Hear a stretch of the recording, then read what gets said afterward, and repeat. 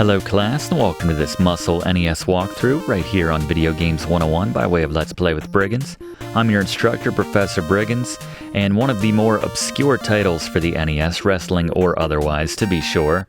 Muscle, based on the little pink rubbery cheap action figures, if you want to call them that, of the late 80s and early 90s, which we recently referenced in our class on Low G-Man, shared a picture of those action figures and had a response from the class. You know, a lot of our members of the class remembered them and maybe had some of them themselves, so I thought it'd be fun to dust off this, again, very obscure wrestling title for the NES and put together a nice walkthrough, give you some tips if you have designs on going far in this one. In terms of difficulty, it's not too bad if you use some common sense and work in some Briggs notes that we're going to share with you. Then this is a 5 out of 10 on the frustration scale that equates to throwing your controller across the room.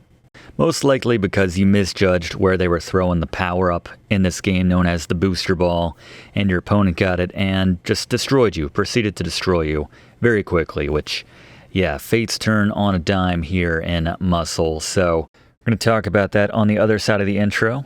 Blaze has your moves guide for every single wrestler in this game, and perhaps most important of all, Fluff is going to cover some facts on the Muscle action figures, the titular figures, which this game is based on.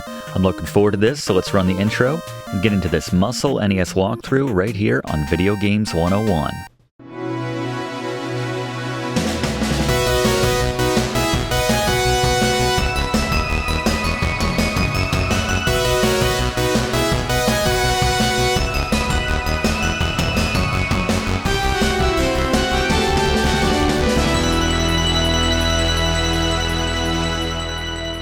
Alright, as we begin a new game here in Muscle, get to pick our wrestlers from a pool of 8 different characters. I'm going to stick with Terry Man, who is the blonde here at around 2 o'clock, and Muscle Man, who is right there at 12 o'clock, as my partner. As we take a look at the controls now for Tag Team Match Muscle on the NES. B is jump, save for when you're near the ropes, in which case if you hit it, you'll bounce off and attack your opponent.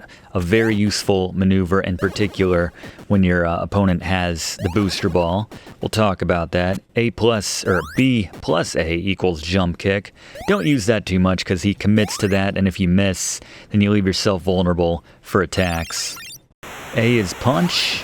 Push when you're facing / touching your opponent, and then clothesline after you've pushed your opponent up against the ropes. Pause with start, move around with the D-pad. As we take a look now at the Briggs notes for Muscle on the NES, the keys to beating your opponents in this game.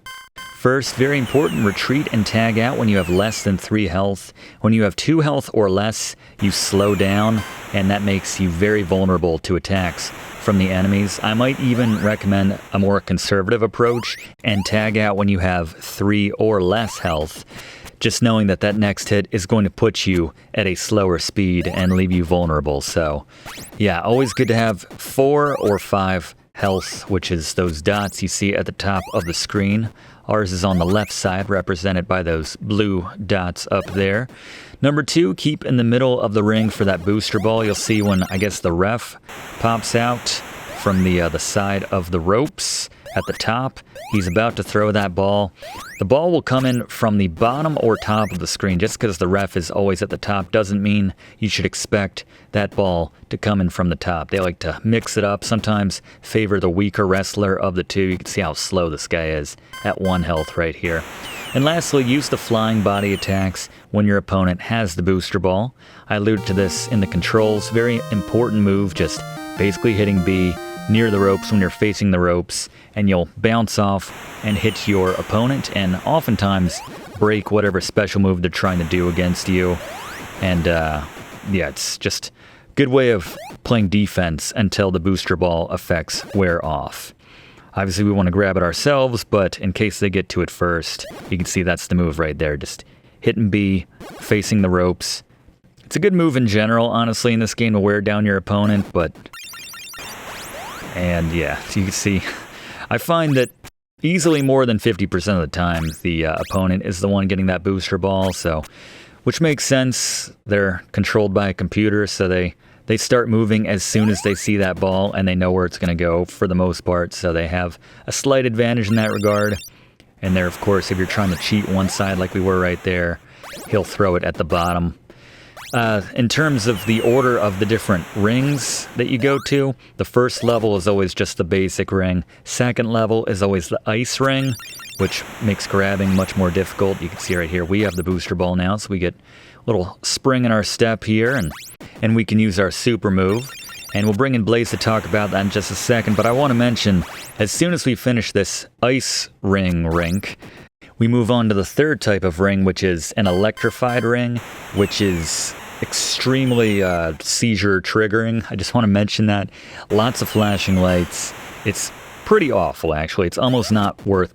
It's worth not playing this game. It's so bad, but I just want to make that clear, because we're going to bring in Blaze now to talk about the special moves you can use with every single one of the 8 wrestlers if you have that booster ball. So let's bring him in now. Blaze, how about those special moves? Alright, let's cover the special techniques you can use in Muscle Tag Team Match, assuming you have the booster ball. Every wrestler has their own unique move, which can be used by inputting a special button combination. And actually, button combination is a bit of a grandiose term, considering most of these you only have to hit one button. But starting with Terry Man, probably my move of the game. His bulldogging headlock is my favorite because it's so easy to use. Just have to line up with your opponent and press A to lunge at them and get them in a headlock.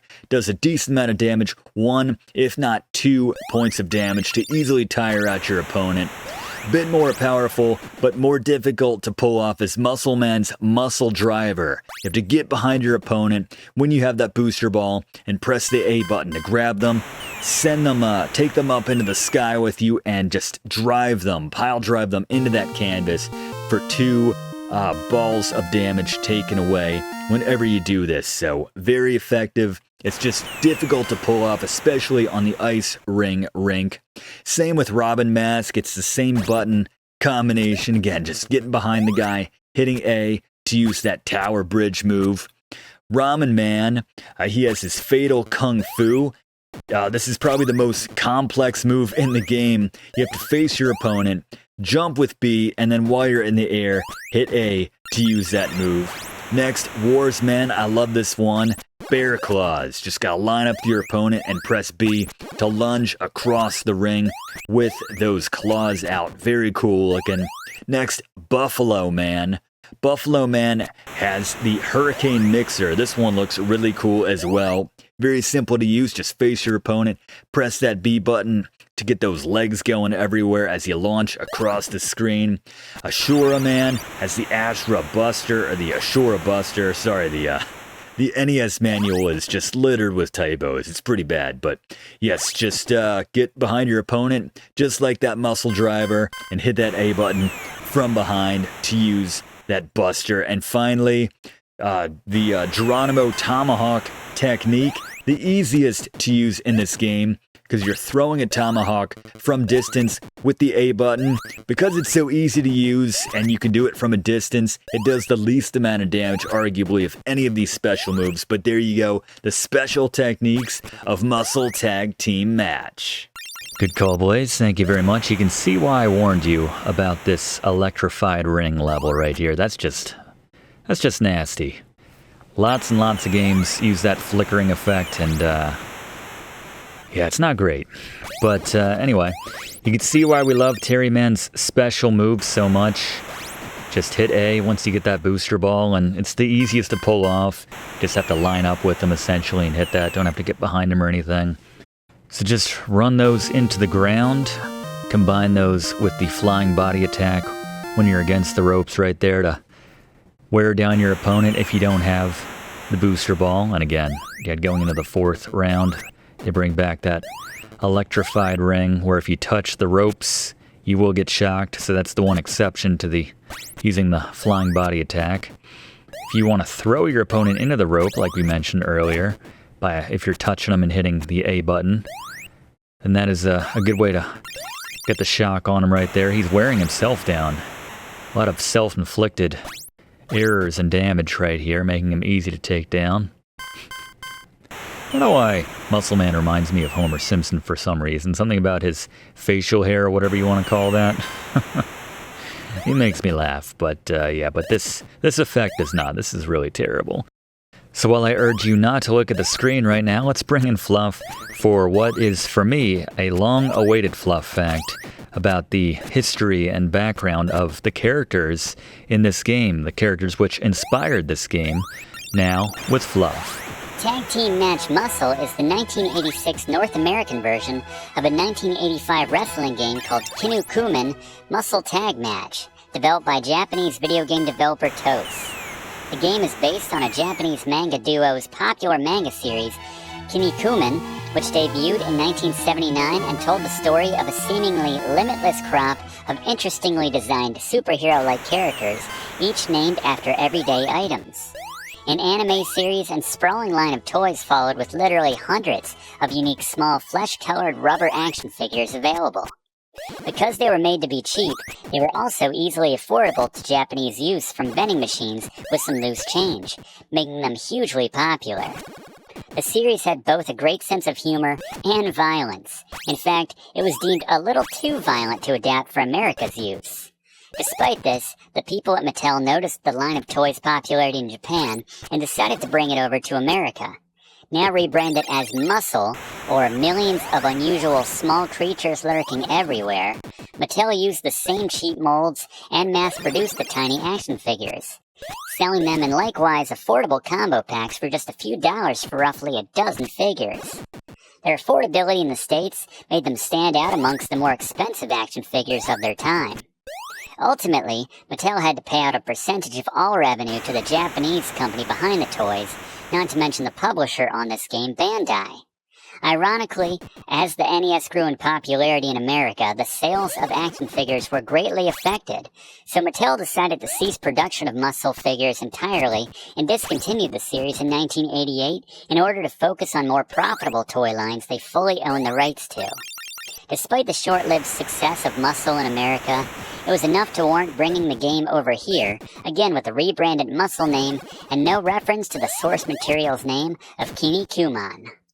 Thank you very much, Fluff. That was greatly appreciated, all that context on these tiny little action figures that I remember being dirt cheap. I say that, but I don't really remember ever buying any of these. I remember having them around somehow. I guess I was too young to actually remember the purchasing of those. My brother was a few years older than me, and still is, I always like to say. But yeah, so probably collected a bunch of them, and I, being as small as I was, just thought, hey, these are cool. Oh wait, don't eat those. My parents probably were thinking or saying, as you do when you're a kid. But anyway, I think we'll finish off with the 5th round, because there is no ending to this game. It just goes on and on and on. And now that I've gotten the context that I wanted, and we've shown you all the moves, we've given you the basic strategy of combining the booster ball, especially Terry Man's special move, with these off-the-rope flying body attacks. I think we've covered this game pretty well, pretty decently at this point. So let's wind it down here. See if we can't end it on an epic slam. There we go. And then it's pretty much game over. There's literally no way he's going to get to his corner. They always try to get to their corner with 2 or certainly 1 health remaining on their total. But there you go. Muscle Tag Team Match for the NES. I'd ask you if you prefer other wrestling games to this, or which wrestling games you would prefer, but I think I know the answer already. The answer being most wrestling games, like pro wrestling, which we did a class on. Probably the best game overall in the field, the genre of wrestling for the NES, but curious to know your thoughts on this game if you've ever played it, or if you had some of these little plastic pink action figures from the mid to late 80s, like I did when I was a kid. By the way, please consider subscribing if you haven't already done so to enroll in this class. We do one of these classes every single week in the same spot. Love to have you enrolled. Click that like button as well if you don't mind. Really does help us out to make future classes for you. But that is our time. We'll see you next week in the same spot for next week's class right here on Video Games 101. Thanks for watching, and don't forget to like and comment on this video, and click subscribe if you haven't already, as this seriously helps me to keep making great content for you. And check the description of this video to see what song is playing right now.